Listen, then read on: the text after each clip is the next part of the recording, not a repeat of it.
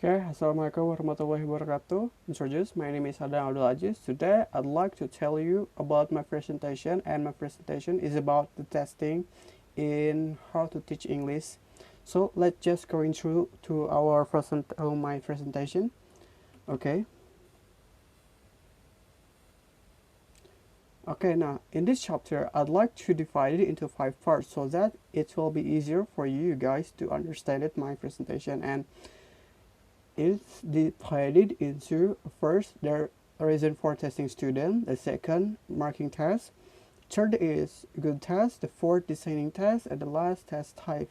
So we just begin with the first explanation, and the first explanation is the reason for testing student. It here is explained that there are some of a test that possibly for a student to take it, and every reason from any test is really different, and I divided it into the into some of kind of tests. At the first there is placement test. At the placement test, the reason why students have to do a placement test is at the various stages during their learning, student might need or want to be tested on their ability in the English language.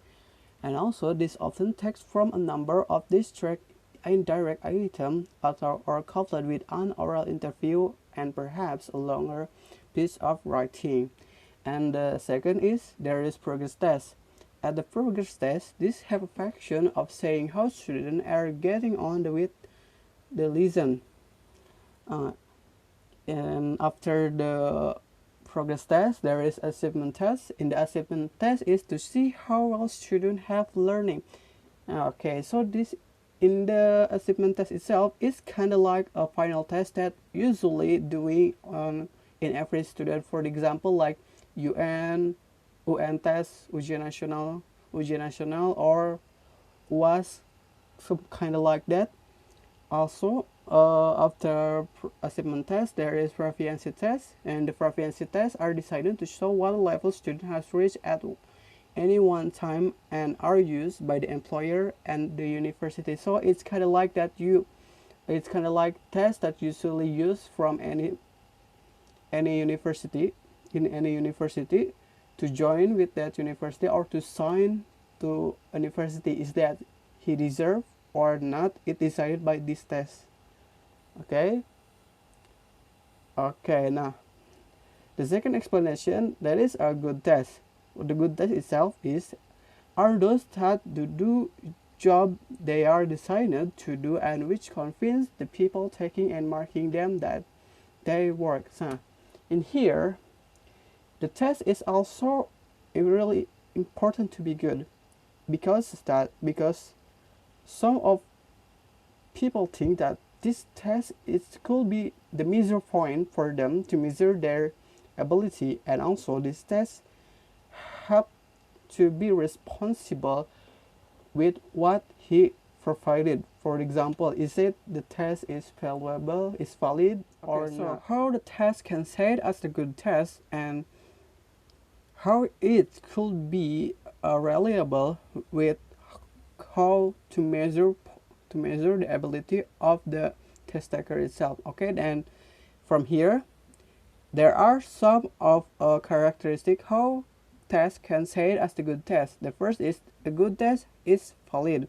It means that it does what it say it will. In other words, if we say that a certain test is good, a measure of students' learning ability, then we need to be able to show that in this case there is another kind of validity too, in that when student and the teacher see the test, they should think it looks like real the thing. Now, okay guys, so in here the test should be valid, and the test it should be the same as what we have learned from the previous material. It is really impossible if we provide some kind of test, for example, of a procedure text. Meanwhile, in the previous meeting, we didn't teach it, and also if we deliver or provide some of kind of text with some of material that we didn't yet tell it to our student, it could be called as a good test. and that's why the good test is valid. Okay, and the second is a good test should have marking reliability. Now, in here, not only should it will be fairly easy to mark, but anyone marking it should come up with the same as result as someone else. However, since different people can and do mark differently, there will always be the danger that where tests involve anything other than a computer scoreable question, different result will be given by different marker. And now, in here, people can doing a same good marker to every single test that has conducted, even though the test maker is different, but we have some of kind criteria how to give the score to the test, and this is called the marking reliability. Okay, and the third is tests have a marker washback or backwash effect, whether they are public examination or institution designed progress or achievement tests. But in here, washback effect, there are public examination or achievement tests. The washback effect occurs when the teacher see the form of the test their students are going to have to take, and then as a result start teaching for the test. For example, they concentrate on teaching and techniques for answering certain types of questions rather than thinking in the terms of what language student needs to learn in general. Okay, guys. And the next is there is test type. Now, in this test type, we divided it into the two test type. The first is there is indirect test item. For the indirect test item, it's will be like a writing test exam. For example, that you always do it in a day for like giving them a question like something like that. And every indirect test item, first is there is multiple choice, and in for you can see on the presentation. And the second is fill in and close. Okay, you can see from my presentation here. And the third, there is transformation. And the transformation, we have to rewrite the sentence to that it means the same use the word in the bold. Now, in here, for example, we have to fill it in the blank with the word that we have make it bold from below. For example, there is there, terrifying, and absolute. And for the first example, the answer is terrifying. So we choose terrifying to fulfill in the blank form. Okay. Now, in this direct item test, there are some of tests that we usually doing in practice. For example, reading and listening, writing, and also speaking. But I think the speaking slide is missing in here.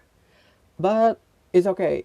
I will explain to you guys. So in here, we just like doing our practice test. For example, when you want a reading or listening, you reading or listening to the material that teacher provided, and writing, maybe you have to write some kind of text or example from the material and something like that. And for the speaking, maybe we kept doing like interview, or maybe you have to say it about your presentation, or making a short story, or making a conversation with your friends, something like that. Okay, and this is the marking test.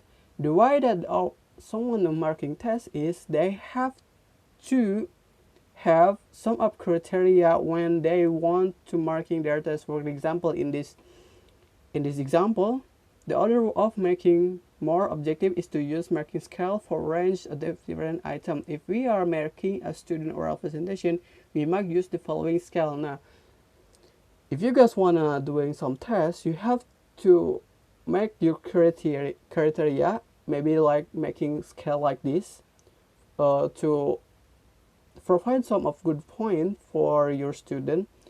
to accomplish your task. Okay, you can see guys like this. Okay, now at the last is designing the test.